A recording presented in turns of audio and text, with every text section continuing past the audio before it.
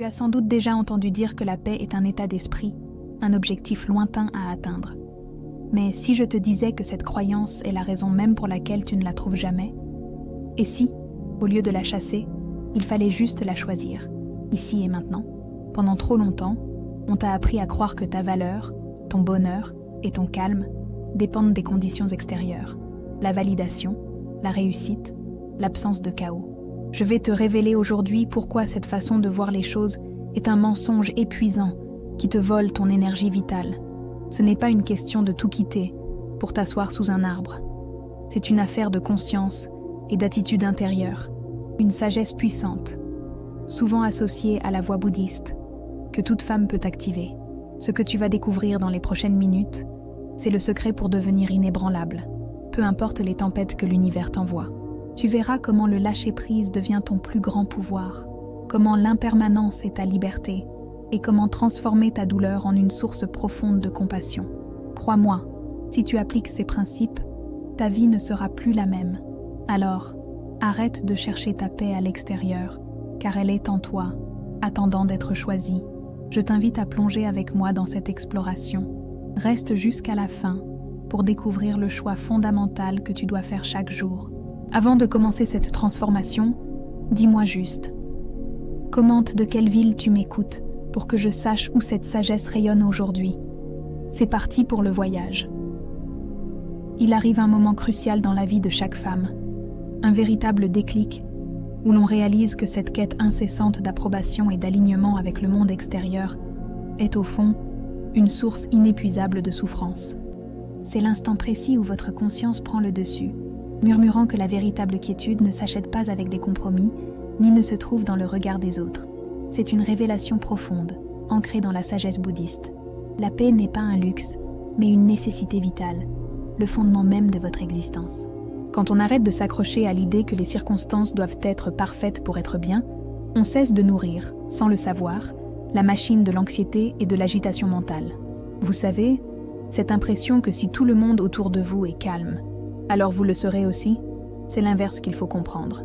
Le chaos extérieur perd son emprise quand vous vous enracinez dans votre propre paix intérieure, comme un arbre qui résiste à la tempête parce que ses racines sont profondes. C'est là que réside le véritable pouvoir. Choisir délibérément la paix, c'est refuser de se laisser déstabiliser par la turbulence. Et c'est un choix que l'univers respecte et amplifie. Si ce type de sagesse résonne en vous, et si vous cherchez à transformer votre vie de l'intérieur, prenez une seconde maintenant pour vous abonner à la chaîne. C'est une prise de position audacieuse. Elle dit « Je m'accorde la dignité de vivre sans l'agitation perpétuelle des attentes et des jugements. » La non-négociation de votre paix est, en réalité, le premier pas vers une profonde compassion envers vous-même, reconnaissant votre besoin fondamental de sérénité. Imaginez ça comme un bouclier invisible.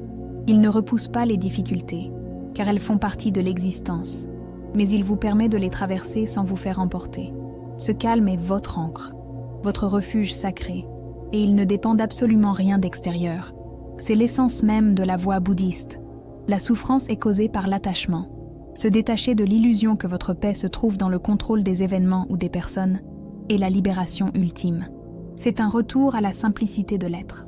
Alors, la question fondamentale qui émerge est « Qu'est-ce qui vous fait encore croire que cette paix doit être mise en attente, soumise à des conditions ou à des jugements ?» C'est le miroir que vous devez fixer avec votre conscience la plus claire. Mais comment concrètement en arrive-t-on à ne plus tout prendre sur ses épaules et à alléger cette charge mentale si lourde? C'est ce que nous allons voir juste après, en explorant le pouvoir du lâcher-prise. Nous savons que les femmes, souvent, portent le poids émotionnel du foyer, des relations et même des ambitions des autres, comme si c'était leur devoir naturel. Cette charge mentale est un fardeau invisible qui épuise l'énergie et étouffe le calme intérieur, vous laissant perpétuellement à la frontière de l'épuisement. L'enseignement bouddhiste nous offre une perspective révolutionnaire.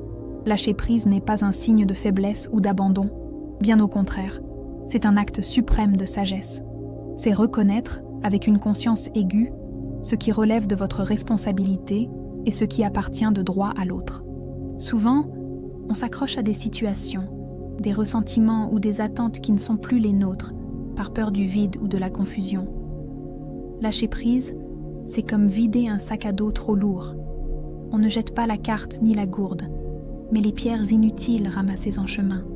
Le but n'est pas de devenir indifférente, mais de pratiquer la compassion en se permettant de ne pas être la solution à tous les problèmes de l'univers. C'est honorer votre propre limite énergétique pour mieux servir. La paix est retrouvée quand l'énergie gaspillée est réinvestie en soi. Imaginez une corde tendue. Plus vous tirez fort, plus la tension est insupportable. Le lâcher-prise, c'est simplement relâcher cette corde. La situation n'est pas nécessairement résolue instantanément, mais votre propre souffrance, elle, s'atténue, vous offrant un espace de calme inestimable. C'est une distinction subtile mais puissante. Il s'agit d'arrêter de vouloir contrôler l'issue, tout en continuant à agir avec intention là où votre intervention est véritablement requise. Par exemple, vous pouvez lâcher prise sur le besoin de changer une personne, tout en posant une action claire pour protéger votre paix. Ce processus commence par une observation honnête, sans jugement. Qu'est-ce que vous portez aujourd'hui par habitude, par devoir ou par peur, qui ne vous appartient plus? C'est l'examen délicat de votre propre conscience qui révèle les véritables poids morts. En allégeant le fardeau, on crée l'espace nécessaire pour accueillir la légèreté et la joie. C'est en faisant ce vide que l'on se prépare à la prochaine étape, qui est tout aussi fondamentale, celle de la bienveillance inconditionnelle envers la personne la plus importante. Comment cultiver l'amour sans condition pour soi et transformer cette libération en une source d'énergie et de paix durable? Nous allons l'explorer en profondeur maintenant. On nous a souvent appris à donner, à s'occuper des autres, avec une compassion débordante. Mais quand il s'agit de soi, la barre est étrangement haute et le jugement facile. On se retrouve à s'exiger une perfection épuisante, un rythme intenable, ce qui érode directement notre paix intérieure et notre vitalité. Le principe de Metta, l'amour bienveillant dans la tradition bouddhiste, nous rappelle pourtant une vérité essentielle. On ne peut offrir ce que l'on ne possède pas. Avant de rayonner vers les autres, la femme éveillée doit s'accorder ce même regard doux et cette patience infinie. La conscience est clé ici. Elle nous permet de nous voir non pas à travers le prisme de nos erreurs ou de nos imperfections, mais comme une œuvre en cours, méritant l'amour inconditionnel. C'est accepter le désordre intérieur avec un calme maternel. Cette étape est cruciale. Redécouvrir l'amour sans condition pour soi, c'est accueillir chaque partie de soi, même les zones d'ombre.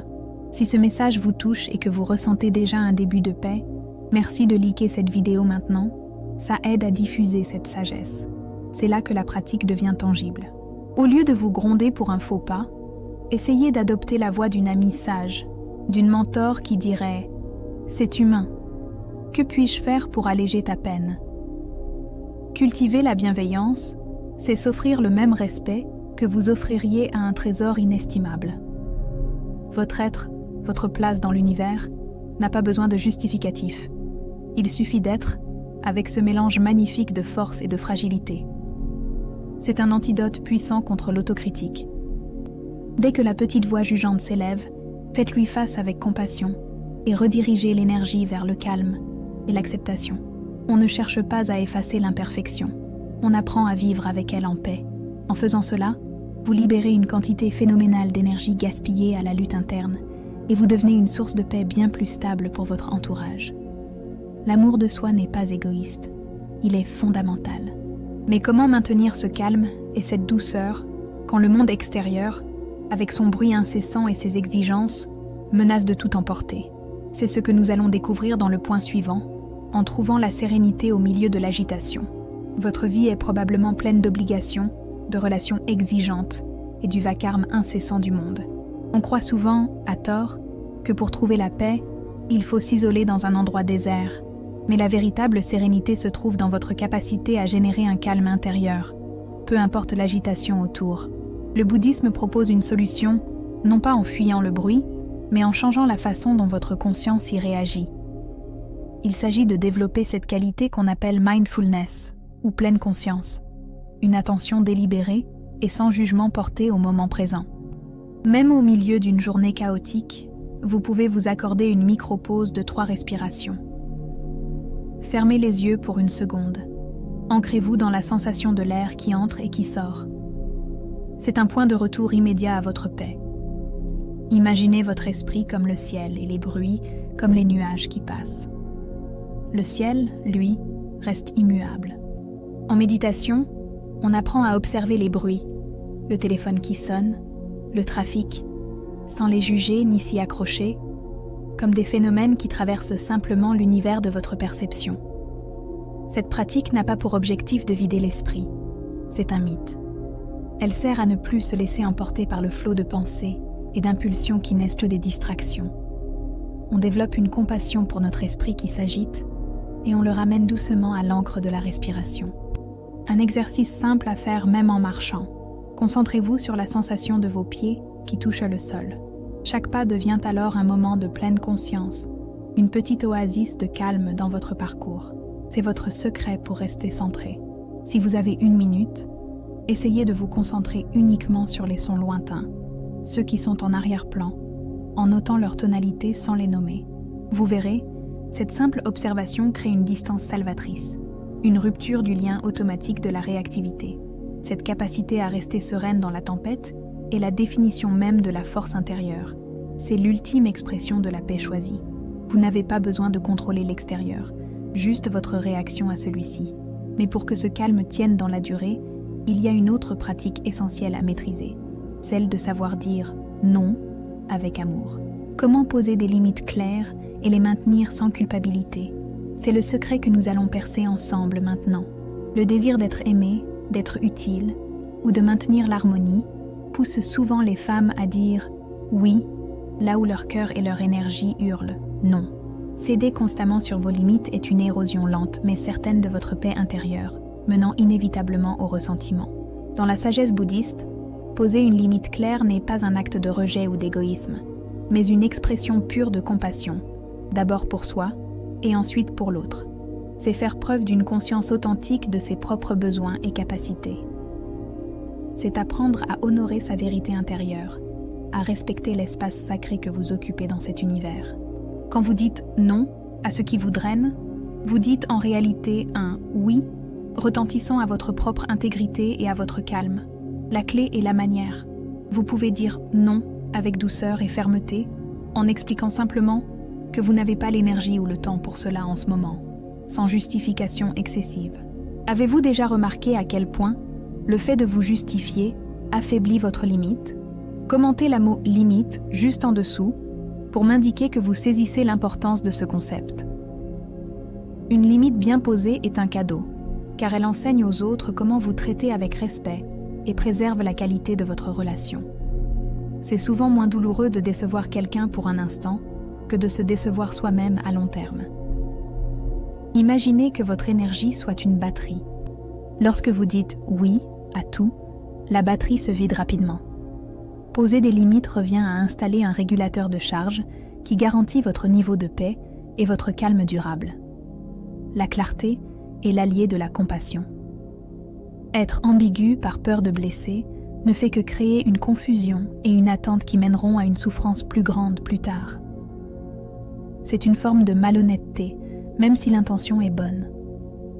En agissant ainsi, vous devenez un modèle de respect de soi.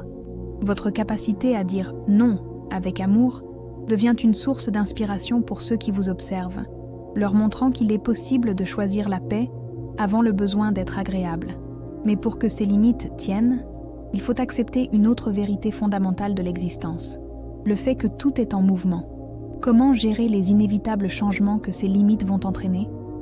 C'est ce que nous allons découvrir en explorant l'impermanence. Le plus grand piège de l'esprit humain est l'attachement à ce qui est, la croyance que les choses, relations, situations, succès, même votre état de paix, devraient rester figés. Pourtant, la seule constante de cet univers est le changement. Ignorer cette vérité est une source majeure d'angoisse. Le concept d'anicca, l'impermanence en sanskrit, est un pilier de la sagesse bouddhiste. C'est la reconnaissance que tout passe, tout se transforme, tout s'élève et décline. Pour la femme qui aspire au calme, c'est un enseignement libérateur. Imaginez que vous essayez de retenir l'eau de la rivière dans vos mains. Plus vous serrez, plus elle vous échappe. De même, plus vous vous cramponnez à une situation passée ou à une attente future, plus la souffrance et la résistance s'installent dans votre conscience. Accepter l'impermanence, ce n'est pas de la résignation, c'est une libération active. C'est comprendre que le deuil d'une situation, qu'elle soit agréable ou douloureuse, doit être fait pour retrouver l'équilibre et la paix dans le moment présent. Quand une relation se termine, un cycle s'achève, ou même quand une émotion positive s'estompe, la femme sage observe cela avec compassion et sans jugement. Elle sait que tout moment de calme et de joie est aussi de passage, et l'apprécie d'autant plus. C'est là que naît la liberté véritable. En cessant de lutter contre le flux de la vie, on utilise cette énergie pour s'adapter et prospérer. C'est comme apprendre à naviguer avec le vent, plutôt que de le combattre de front. Cette impermanence nous rappelle que les épreuves, aussi sombres qu'elles puissent paraître, ne sont pas permanentes. Elles sont comme des nuages d'orage. Elles passent, laissant le ciel de notre conscience redevenir bleu et serein. Le secret est de ne jamais placer son identité, son sentiment de valeur ou sa paix dans quelque chose qui est voué à se transformer. On se construit à l'intérieur, sur la seule chose qui est toujours là, le moment présent. Mais que fait-on de la douleur qu'on ne peut pas simplement laisser filer ? Comment cette impermanence peut-elle devenir un terreau fertile pour une sagesse profonde ? C'est le pouvoir alchimique de la souffrance que nous allons explorer juste après. La vie, inévitablement, nous confronte à la douleur, à la perte ou à la déception. La réaction instinctive est de la fuir ou de la refouler, mais la voie bouddhiste nous apprend que chaque épreuve est une opportunité, une école de l'éveil, où le vrai calme est forgé. La force féminine réside souvent dans cette capacité unique à ne pas seulement endurer, mais à transmuter l'expérience. En observant la douleur sans y ajouter l'attachement ni le jugement, une pratique essentielle de la conscience, on retire sa puissance de destruction. C'est là que la compassion s'épanouit le plus magnifiquement. Avoir traversé ses propres ombres permet de reconnaître la souffrance d'autrui avec une profondeur et une authenticité inégalées. On comprend que cette douleur nous connecte à l'humanité entière, à l'univers. Imaginez que la souffrance soit une matière brute. Si vous la rejetez, elle vous blesse. Si vous l'observez avec paix, elle se transforme en une pierre philosophale, révélant la leçon cachée et la sagesse qu'elle porte uniquement pour vous. Le secret est de ne pas s'identifier à la douleur. Vous traversez une épreuve. Vous n'êtes pas cette épreuve. Elle est, comme nous l'avons vu, soumise à l'impermanence. Elle passera, mais la leçon apprise restera. Cette approche demande du courage, celui de s'asseoir avec son inconfort sans chercher immédiatement à le réparer ou à le nommer. Simplement observer où la sensation réside dans le corps, la laisser être et respirer. En agissant ainsi, chaque cicatrice devient non pas un signe de faiblesse, mais une carte qui témoigne du chemin parcouru, renforçant votre paix et votre résilience pour le futur. Vous réalisez que vous êtes plus forte que ce que vous pensiez. La femme qui utilise sa douleur pour développer la compassion devient une lumière pour elle-même et pour son entourage, car elle a percé le mystère. Le chemin vers l'éveil passe souvent par l'acceptation de la difficulté. Mais si la sagesse naît des épreuves, comment s'assurer que cette paix n'est pas un simple état passager, mais un choix fondamental que l'on renouvelle chaque jour, à chaque instant ? C'est ce que nous allons voir pour conclure ce voyage.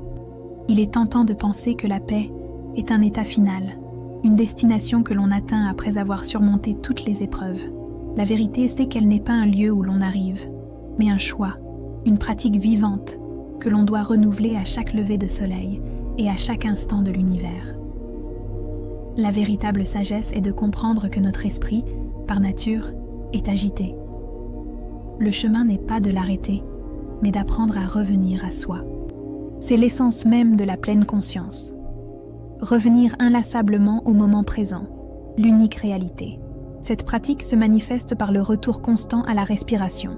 Quand le mental s'emballe, quand l'anxiété monte, la respiration est votre ancre immédiate, toujours disponible, toujours fidèle. Un simple cycle complet, inspire, expire, peut rétablir le calme. C'est aussi l'exercice de la gratitude, même pour les petites choses. En reconnaissant activement la beauté, la bonté et la compassion qui existent autour de vous, vous reconfigurez votre esprit pour qu'il s'attache à la paix plutôt qu'à la peur. Vous le remarquez, n'est-ce pas ? Commentez le mot « présence » pour partager votre intention de cultiver cette pratique. Chaque instant est une porte. Vous avez le choix d'entrer dans la réactivité, le jugement, l'attachement, ou de choisir l'observation, le calme et la paix. Ce choix, renouvelé des milliers de fois par jour, forge votre réalité. L'impermanence de chaque émotion, de chaque pensée, devient alors une alliée. Elle vous rappelle qu'il est inutile de vous accrocher à une situation, qu'elle soit agréable ou désagréable. Tout passe, mais votre choix de paix demeure. En cultivant la présence attentive, vous ne vous contentez plus de traverser la vie en pilote automatique. Vous l'embrassez, vous la goûtez. Le quotidien, avec ses tâches simples, devient une méditation, une occasion de s'enraciner dans la paix qui est déjà là. Le chemin de la femme sage est un engagement quotidien envers elle-même. Il ne s'agit pas de perfection, mais de persévérance, à revenir au calme, à la compassion, à cette source inépuisable qui réside au plus profond de votre conscience. Maintenant que nous avons exploré comment choisir cette paix avant tout, il est temps de revenir sur l'essentiel. Que retiendrez-vous de ce voyage? Et comment allez-vous l'ancrer dans votre vie dès cet instant? Alors, nous voici arrivés au terme de ce voyage intérieur, où nous avons appris que la paix n'est pas un concept abstrait, mais une pratique quotidienne. Souviens-toi bien de cela. Tu es la seule gardienne de ton sanctuaire intérieur, la seule à pouvoir choisir le calme au lieu de la réaction. Réfléchissons ensemble à la question essentielle. Face à la prochaine tempête que t'apportera l'impermanence de la vie, feras-tu le choix automatique de la lutte ou auras-tu la conscience de revenir à l'ancre de ta respiration? Est-ce que ce sera la peur ou la paix qui guidera ta prochaine décision? Pense à l'outil le plus puissant que nous avons exploré, la compassion. Vas-tu enfin te l'accorder sans condition, reconnaissant que ton mérite n'est pas négociable dans cet univers? C'est le fondement de toute transformation. Si cette exploration t'a apporté un nouvel éclairage, une étincelle de calme, ou l'envie de t'engager plus profondément sur ce chemin de la sagesse féminine, n'hésite pas à t'abonner. C'est en cultivant ensemble cette paix que nous rendons le monde plus doux. Car au fond, tout se résume à une chose simple, profonde et disponible. Choisir la paix avant tout, c'est choisir de vivre avec conscience. C'est le cadeau que tu te fais à toi-même, jour après jour. Continue de pratiquer et souviens-toi, la voie est le chemin de retour à toi.